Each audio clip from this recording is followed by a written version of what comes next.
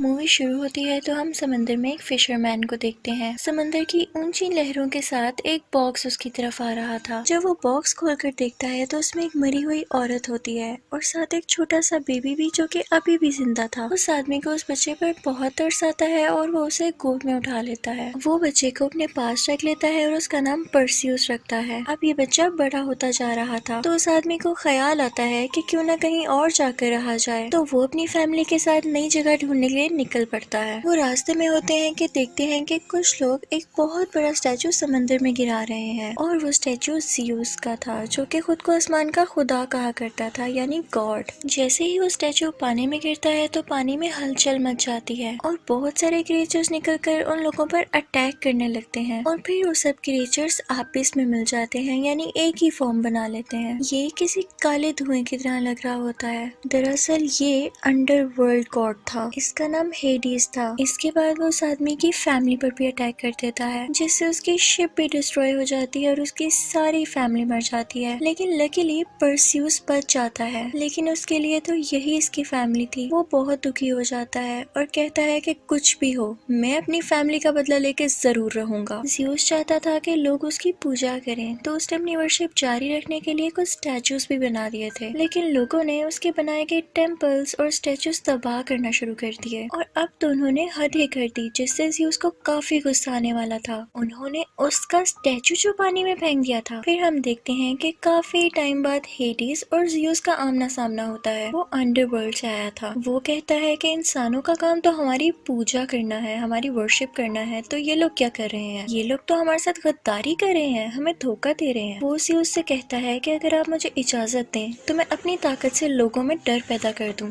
वो भटक चुके हैं और मेरे एक बार डराने से वो वापस से वर्शिप करने लगेंगे। ज़्यूस चाहता था कि सब मैटर प्यार से तय हो जाए लेकिन उसके पास भी इंसानों को हैंडल करने के अलावा कोई और ऑप्शन नहीं थी। तो वो हेडीज को इस बात की इजाजत दे देता है। फिर हम देखते हैं कि वो सोल्जर्स जिन्होंने ज़्यूस का स्टैचू पानी में गिराया था वो परसियस को उठा कर ले जाते हैं। वो उसको पैलेस ले आते हैं। वहाँ पर किंग और क्वीन इस बात का जश्न मना रहे होते हैं कि हमने तो स्टैचू को पानी में गिरा दिया और हम जीत गए हैं, इंसान ही सबसे ऊपर है। तो उनकी बेटी यानी प्रिंसेस आकर कहती है कि ये सब ठीक नहीं है, हमें इस तरह से मीन नहीं होना चाहिए। लेकिन तभी क्वीन उससे कहती है कि तुम कुछ नहीं जानती हो। तभी वहाँ पर आता है हेडीज। परसियस जब उसे देखता है तो वो अपने गुस्से पर काबू नहीं रख पाता। वो एक तलवार उठाता है कि वो उसे मार दे लेकिन तभी एक लड़की उसका हाथ पकड़कर उसे रोक देती है। फिर हम देखते हैं कि हेडीज क्वीन के पास जाता है और उसे अजीब तरीके से मार देता है। हेडीज फिर उन पैलेस के लोगों से एक बात करता है। वो कहता है कि आज से ठीक 10 दिन बाद सोलर इक्लिप्स होगा और मैं तुम लोगों की तरफ एक मॉन्स्टर भेजूंगा। वो तुम लोगों के पूरे शहर को तबाह कर देगा। लेकिन तुम लोगों के पास एक चॉइस है, तुम शहजादी की जान की कुर्बानी देकर पूरा शहर बचा सकते हो और अगर ऐसा ना किया तो तुम लोगों का पूरा शहर तबाह हो जाएगा। अब ये तुम लोगों पर है कि तुम क्या करते हो। और चाहते चाहते वो वहाँ पर एक और धमाका कर देता है। वो उन्हें कहता है कि परसियस भी गॉड्स का एक हिस्सा है। तो वो लोग परसियस को एक जगह पर बंद कर देते हैं। उसे जिस जगह बंद किया जाता है वहाँ पर वही लड़की होती है जिसने उसे मारने से रोका था यानी हेडीज को मारने से। वो बहुत प्यारी होती है और अपना नाम लो बताती है। वो उससे कहती है कि तुम जानना चाहते हो कि तुम कैसे पैदा हुए और तुम गॉड्स का हिस्सा कैसे हो। वो उसे पास्ट की एक स्टोरी सुनाना शुरू करती है। वो कहती है कि एक बादशाह होता था जो कि पहाड़ों के दरमियान अपनी हुकूमत किया करता था। कुछ बातों की वजह से सब गॉड्स कहते थे कि इस किंग को खत्म कर दिया जाए लेकिन ज़्यूस गॉड रहमदिल था और वो ऐसा नहीं करना चाहता था। उसने कुछ ऐसा सोचा कि मैं किसी और तरह से सब कुछ ठीक कर दूं। तो उसने किंग की वाइफ यानी क्वीन को अपने बेबी की मदर बना दिया और जब किंग को ये पता चला कि ये मेरा बेटा नहीं है तो उसने उसी औरत को यानी क्वीन को और उस बच्चे को एक बॉक्स में बंद करके समंदर में फेंक दिया। लेकिन इसी के साथ बहुत जोर से बिजली चमकी और वो खुद भी मारा गया। वो मजीद बोलती है कि यही वजह है कि तुम इंसान भी हो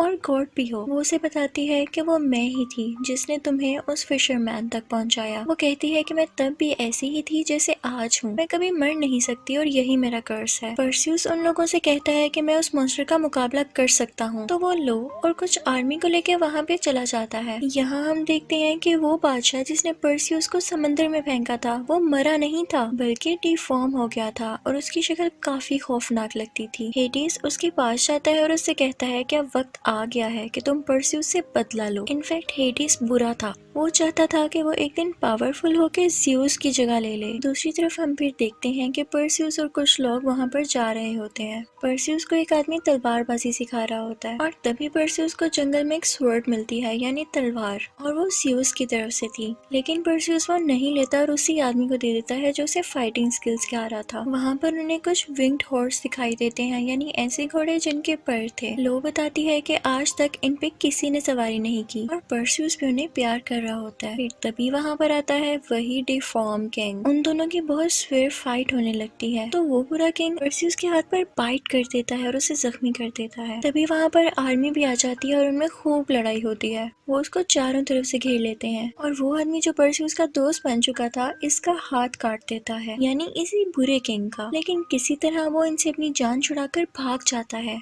उसके हाथ से खून बह रहा था। जमीन पर जहाँ जहाँ उस बुरे किंग का खून गिर रहा था वहाँ से बिच्छू निकल रहे थे, यानी स्कॉर्पियंस, और वो उन लोगों पर बराबर अटैक कर रहे थे। वो इतने बड़े थे कि इंसान भी उनके सामने छोटे लग रहे थे, तो इसलिए लड़ाई करने में आर्मी को काफी मुश्किल आ रही थी। एक बड़ा सा स्कॉर्पियन परसेउस की तरफ जाता है ताकि वो उसे मार दे, लेकिन तभी परसेउस अपने आगे एक शील्ड कर लेता है और उसी तरह लो उस स्कॉर्पियन का हाथ काट देती है और वो गुस्से में लो की तरफ मुड़ जाता है और फिर परसेउस लो की जान बचाता है। दूसरे बिच्छू को भी आर्मी का एक आदमी मार देता है, लेकिन तभी वहाँ पर और बिच्छू आ जाते हैं। वो उन पर फिर से अटैक करने लगते हैं, लेकिन तभी वहाँ पर कोई ग्रुप आता है। वो सब काफी खौफनाक थे। दरअसल ये ग्रुप था जिन का। वो उन सब स्कॉर्पियंस को रोक देते हैं। अब हम देखते हैं कि परसेउस को उस बुरे किंग की बाइट की वजह से काफी दर्द हो रहा होता है। वो दर्द से चिल्ला रहा होता है कि तभी वो जिन उसे अपने मैजिक से ठीक कर देता है। वो उसे कहता है कि मैं तुम्हारा साथ दूंगा और फिर वो सब मिलकर विचेस के पास जाते हैं। ये लोग उन विचेस के पास इसलिए गए थे कि हो सकता है वो इन्हें मॉन्स्टर्स के बारे में कुछ बताएं, लेकिन वो इन्हें कुछ नहीं बताती और उल्टा इन पर ही अटैक कर देती हैं। इन सब की आंखें नहीं थी, बल्कि एक ही आंख थी जो कि अलग बाहर पड़ी हुई थी। परसेउस उनकी वो आंख पकड़ के कहता है कि मुझे सब बताओ। वो डर जाती हैं और परसेउस को बताती हैं कि उस मॉन्स्टर को हराने का एक ही तरीका है,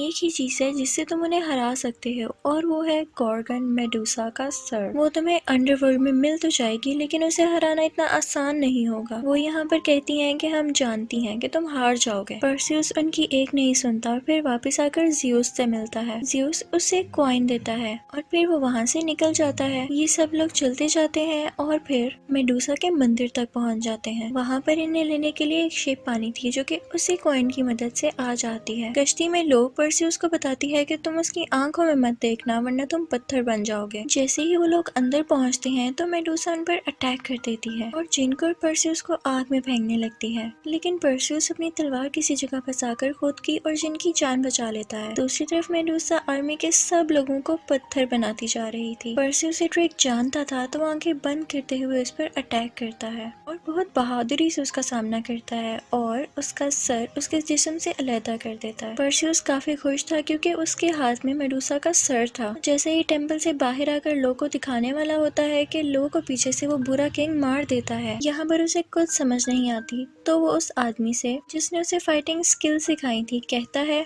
कि मुझे ज़्यूस की दी हुई तलवार दो। फिर उसी तलवार से वो उस बुरे किंग से लड़ता है। तभी वहाँ पर वो विंग्ड हॉर्स भी आता है और परसेउस वो पहला आदमी था जो उस पर बैठा। वो उस पर राइड करता है और वहाँ से चला जाता है। वो दरअसल उस प्रिंसेस को बचाने गया था। दूसरी तरफ हम ज़्यूस को देखते हैं कि जो लोगों को डराकर काफी पावरफुल हो चुका था और वो मॉन्स्टर वहाँ पर भेज चुका था। उसे पता चलता है कि परसेउस अभी भी जिंदा है तो वो भी वहाँ के लिए निकल पड़ता है। उस शहर के लोग ऑलरेडी डरे हुए थे। जब उस शहर के लोग ये देखते हैं कि शहर में वो मॉन्स्टर आ चुका है तो वो फौरन से प्रिंसेस की कुर्बानी देने के लिए उसको यहाँ पर ले आते हैं। दूसरी तरफ हम परसेउस को देखते हैं जो कि उसका सर लेकर यहाँ पर आ रहा होता है, लेकिन तभी रास्ते में हेडीज के कुछ क्रिएचर्स वो सर छीनकर भाग जाते हैं और परसेउस फिर उनका पीछा करता है। दूसरी तरफ हम देखते हैं कि उस मॉन्स्टर ने शहर में पूरी तरह से तबाही मचा दी थी। वो क्रिएचर्स काफी चालाकी से परसेउस को उसी मॉन्स्टर के पास ले आते हैं ताकि वो उसे खा ले या मार डाले, लेकिन परसेउस काफी समझदार था और यहाँ वो अपनी जान बचा लेता है। वो उसी फ्लाइंग हॉर्स पर उनका पीछा कर रहा होता है और फाइनली वो हेड यानी वो सर उनसे ले लेता है। अब हम देखते हैं कि प्रिंसेस लटकी हुई होती है और उसके सामने वो मॉन्स्टर आ जाता है। वो उसे खत्म करने ही वाला होता है कि पीछे से फौरन से परसेउस आ जाता है। वो मेडुसा का सर उस क्रिएचर के सामने गिरता है। जैसे ही वो क्रिएचर मेडुसा की तरफ देखता है तो वो पत्थर में बदलने लगता है।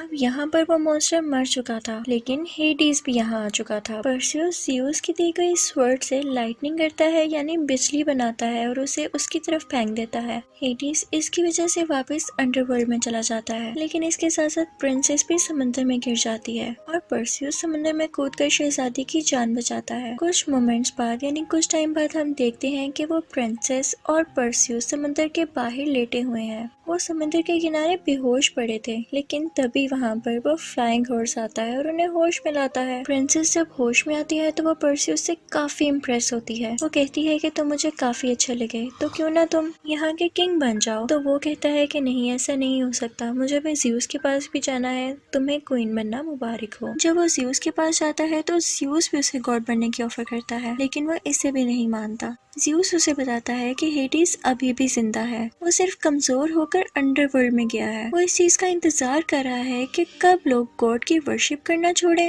और कब वो पावरफुल हो, क्योंकि लोग जब शैतानों से डरते हैं तो वो ताकतवर हो जाता है। वो कहता है कि पहले कोई भी इंसान उसे हरा नहीं सकता था, लेकिन तुम वो हो जिसने उसे हराया है और तुम्हारे पास वो मैजिकल स्वर्ड भी है और वो फ्लाइंग हॉर्स भी, तो मैं तुम्हें तीसरी चीज भी देता हूँ। ये कहते ही ज़्यूस गायब हो जाता है और फिर परसियस को लॉ दिखाई देती है। इसका यही मतलब था कि ज़्यूस ने लॉ को जिंदा कर दिया था परसियस की खातिर। और यहीं पर मूवी एंड हो जाती है। Thank you for watching. अब मैं आपको एक्सप्लेन करूंगी क्लैश ऑफ टाइटंस का पार्ट 2 रेथ ऑफ टाइटंस। तो इस मूवी के स्टार्ट होते ही हम देखते हैं कि परसियस का एक छोटा सा बेटा है। वो उसे कोई वॉरियर या अच्छा खिलाड़ी नहीं बनाना चाहता, बल्कि एक फिशरमैन बनाना चाहता है। और ये हम भी जानते हैं कि क्यों। फिर सीन चेंज होता है और हम परसियस को बैठा हुआ देखते हैं। तभी ज़्यूस उससे मिलने आता है। वो परसियस से कहता है कि देखा, मैंने तुम्हें कहा था ना कि मुझे एक चीज का डर है कि लोग गॉड्स की वर्शिप करना बंद कर देंगे एक दिन, और देखो ऐसा ही हुआ। ये तो हेडिस को स्ट्रॉन्ग कर देगा ना। तभी वहाँ पर हल्का सा तूफान आता है और कुछ हलचल होती है। तो परसियस ज़्यूस से कहता है कि लगता है वो दीवारें गिर रही हैं जिनमें वो मॉन्स्टर्स कैद हैं। तो ज़्यूस उसे कहता है कि हाँ, अगर वो दीवारें गिर गईं तो सब के सब मॉन्स्टर्स यहाँ आ जाएंगे, और कुछ तो ऑलरेडी ही निकल चुके हैं। वो कहता है कि अगर गॉड्स खत्म हो गए तो क्रोनोस बाहर आ जाएगा, जो कि ज़्यूस का पाप था। ज़्यूस कहता है कि मेरे बेटे, इस मामले में मुझे तुम्हारी मदद चाहिए।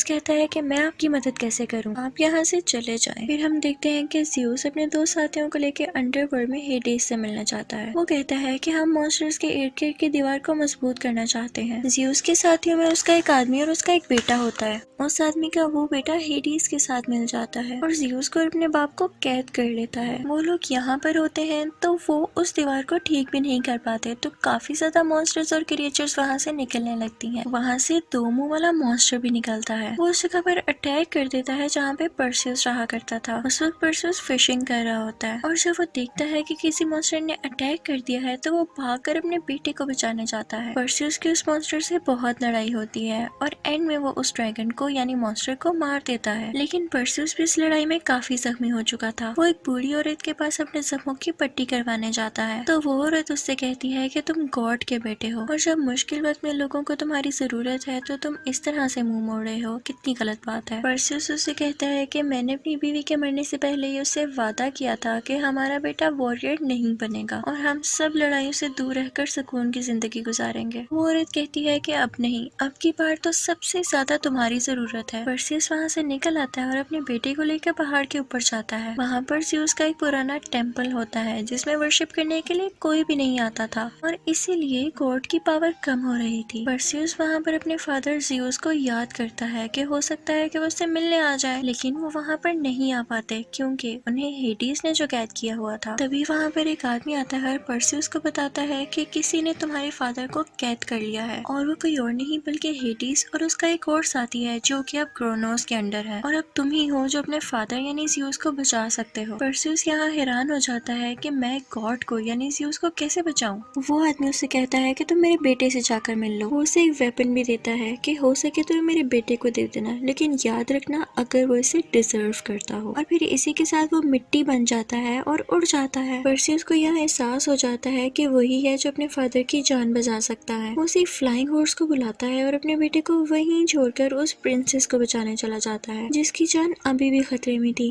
वही प्रिंसेस जिसको कुर्बानी के लिए लाया गया था। फिर परसियस उस लड़के के पास जाता है जिसके फादर ने कुछ टाइम पहले उसे मिलने के लिए कहा था। वो लड़का कहता है कि मैं तुमसे मिलने नहीं चाहता। अगर तो तुम मेरे फादर की वजह से यहाँ आए हो तो चले जाओ, क्योंकि मैं उन्हें बिल्कुल पसंद नहीं करता। परसियस कहता है कि ऐसे नहीं करो, क्योंकि वो अब इस दुनिया में नहीं रहे। तो वो कहता है मुझे मजाक मत करो, तुम भी जानते हो और मैं भी, कि गॉड्स नहीं मरते और मेरे फादर एक गॉड थे। परसियस उस लड़के से कहता है कि मुझे उस आदमी के पास ले जाओ जो कि उस जगह को अच्छे से जानता है जहाँ पर मॉन्स्टर्स रहते हैं। वो उसे उससे मिलवाने के लिए तैयार हो जाता है और उनके साथ अब प्रिंसेस भी थी। प्रिंसेस परसियस से पूछती है कि हम जिससे मिलने जा रहे हैं वो है कौन। तो परसियस कहता है कि वो आदमी मॉन्स्टर्स की सारी नॉलेज रखता है और गॉड्स के वेपन बनाता है। वो कहता है कि मेरे पास जो स्वर्ड है वो भी उन्होंने बनाई है। वो कहता है कि इन्हीं के बनाए गए पावरफुल वेपन से एक और पावरफुल वेपन बनाया गया था जिसकी मदद से ग्रोनोस को मारा गया था। अब ये लोग उस जगह के बहुत करीब पहुंच जाते हैं। उस आदमी से मिलने से पहले रास्ते में एक डीप फॉरेस्ट आता है, यानी बहुत गहरा जंगल। उस जंगल में चारों तरफ ट्रैप्स लगे हुए थे और इस ट्रैप में परसियस के साथ आया लड़का फंस जाता है और साथ ही तभी कोई इस ट्रैप को खींच लेता है और वो लड़का इनसे दूर जाने लगता है। परसियस उसे बचाने के लिए पीछे भागता है, लेकिन देखता है कि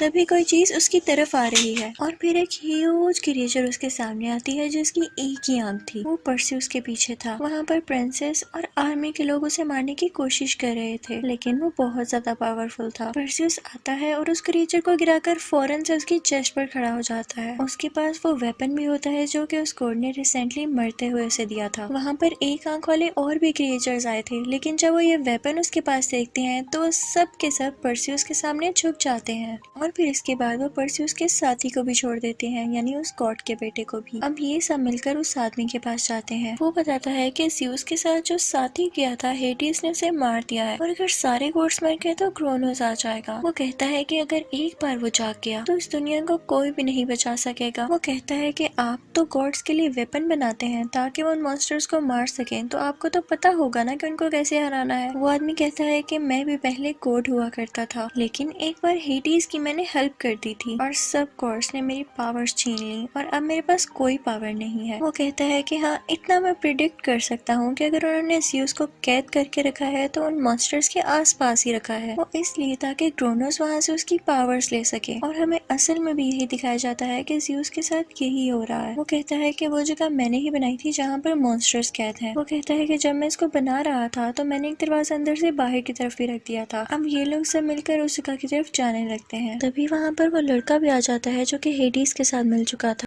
वहाँ पर खड़े सब लोगों को मार देता है, लेकिन परसियस उसका मुकाबला ही नहीं कर पा रहा था। दूसरी तरफ हम देखते हैं कि उस बूढ़े आदमी ने वो रास्ता ढूंढ लिया था जिसकी अगली तरफ मॉन्स्टर्स थे। अब परसियस, उसका साथी और वो प्रिंसेस उस तरफ जाते हैं, लेकिन वहाँ पर वही बुरा लड़का उस बूढ़े आदमी को मार देता है। उनके साथ एक ऐसा आदमी भी होता है जिनके पास मैप था, क्योंकि उस जगह की दीवारें अपनी डायरेक्शंस बदल रही थी और वो आदमी सही से बता सकता था कि असल में मॉन्स्टर्स हैं कहाँ पर। अब ये सब उसकी तरफ बढ़ते हैं। दूसरी तरफ हम देखते हैं कि ज़्यूस हेडिस से बात कर रहा होता है। वो हेडिस से कहता है कि क्या मेरे भाई तुम मुझे माफ कर सकते हो। हेडिस कहता है कि आखिर किस लिए। तो ज़्यूस कहता है कि मैंने तुम्हें अंडरवर्ल्ड में जो भेजा। वो कहता है तो तुम ये सब अभी क्यों कह रहे हो मुझसे। तो ज़्यूस कहता है तुमने मेरे साथ जो कुछ भी किया अभी, मैं उसके लिए तुम्हें माफ करता हूँ। ये दोनों एक दूसरे से पोलाइटली बात कर रहे थे और तभी वहाँ पर वो लड़का आता है जो कि पहले हेडिस के साथ मिल चुका था। वो हेडिस पर ही अटैक कर देता है और ज़्यूस फौरन से उस लड़के को रोकता है। वो कहता है कि मैं तुम्हें से नहीं मारने दूंगा। यहाँ पर हेडिस को पता चल जाता है कि ज़्यूस एक वाकई बहुत अच्छा और रहम दिल गॉड है, तो वो अपने दिल से ज़्यूस के लिए सारी नफरतें निकाल देता है। अब हम देखते हैं कि हेडिस में और उस लड़के में काफी फाइट होती है और वो नीचे गिर जाते हैं और तभी वहाँ पर परसियस, वो प्रिंसेस और उनका साथी आ जाते हैं। ज़्यूस वहाँ पर जंजीरों में कैद होता है, तो परसियस जाकर अपने फादर को आजाद करने की कोशिश करता है। बेसिकली ऐसा करना ग्रोनोस का था, जिस वजह से वो ज़्यूस की सारी पावर ले रहा था। परसियस बहुत मुश्किल से अपने फादर को छुड़वाता है। तभी यहाँ पर वो लड़का भी आ जाता है जिसने हेडिस पर अभी अभी अटैक किया होता है। वो ज़्यूस पर भी अटैक करने बढ़ता है, लेकिन अब की बार हेडिस अपने भाई ज़्यूस की मदद करता है और उसे रोकता है। परसियस के पास अभी भी वो वेपन था जो उस गॉड ने मरते हुए से दिया था। वो लड़का ये वेपन चुराता है और ज़्यूस की कमर में दे मारता है। वो लड़का ज़्यूस को मारने की नीयत से और आगे बढ़ता है और तभी ज़्यूस परसियस से कहता है कि मुझे अपना वेपन दो,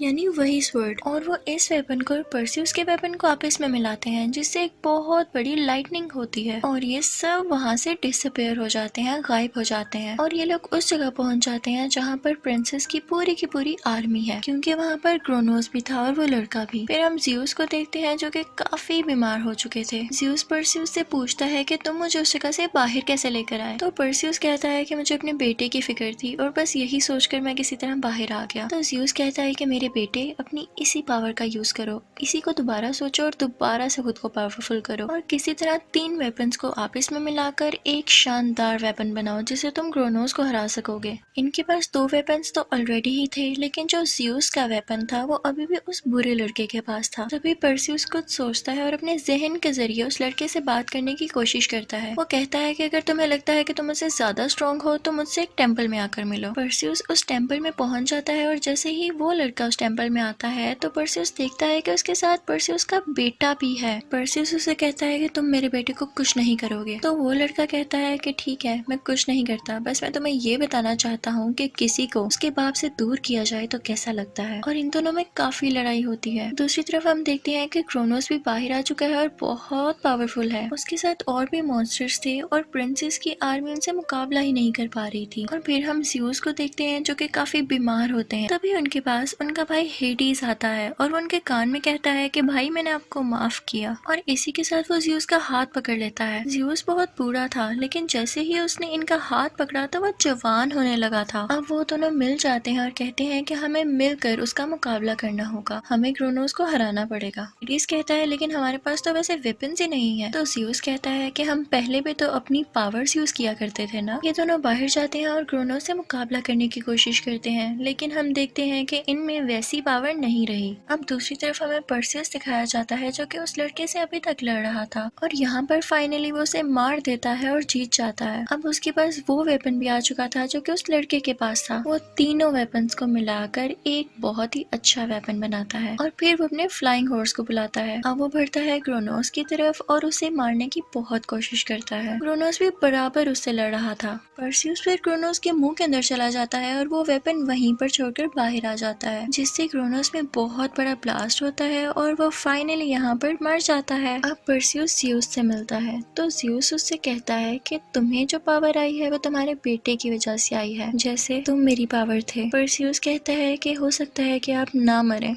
आपको हेडिस बचा लेगा, आप उनसे कहें। तो ज़्यूस कहता है कि वो मुझे पहले ही अपनी पावर दे चुका है और अब और मैजिक नहीं चलेगा, अब हमारा वक्त पूरा हुआ। ज़्यूस कहता है कि जितना भी वक्त था अच्छा गुजरा और तुमने मेरा साथ दिया, तो इसके लिए मैं तुम्हारा बहुत शुक्रगुजार हूँ। उसे प्यार करते हैं और इसी के साथ वो मिट्टी में बदल जाते हैं। अब हेडिस भी परसियस के पास आता है और कहता है कि मैं भी अब बहुत कमजोर हो चुका हूँ और वहाँ से चला जाता है। फिर हम देखते हैं कि परसियस उसी प्रिंसेस के पास गया है और यहाँ हमें पता चलता है कि वो दोनों एक दूसरे को पसंद करने लगे थे। और फिर परसियस का बेटा उससे कहता है कि बाबा अब घर चलते हैं ना, वहाँ जाकर हम बहुत सारी मछलियों का शिकार करेंगे। तो वो अपने बेटे से कहता है कि अब हम घर नहीं जाएंगे, ये लो मेरी तलवार लो। तो उस बच्चे से वो तलवार नहीं उठाई जाती। वो कहता है कि बाबा ये तो बहुत भारी है। तो वो अपने बेटे से कहता है कि तुम परसियस के बेटे हो और ज़्यूस के पोते हो और तुम इसको उठा सकते हो, तो चलो उठाओ इसको। और इसी के साथ परसियस का बेटा वो तलवार ऊपर कर लेता है और कहता है कि हाँ बाबा मैं इसे संभाल सकता हूँ। और इसी के साथ मूवी एंड हो जाती है, यानी ये पार्ट 2 भी।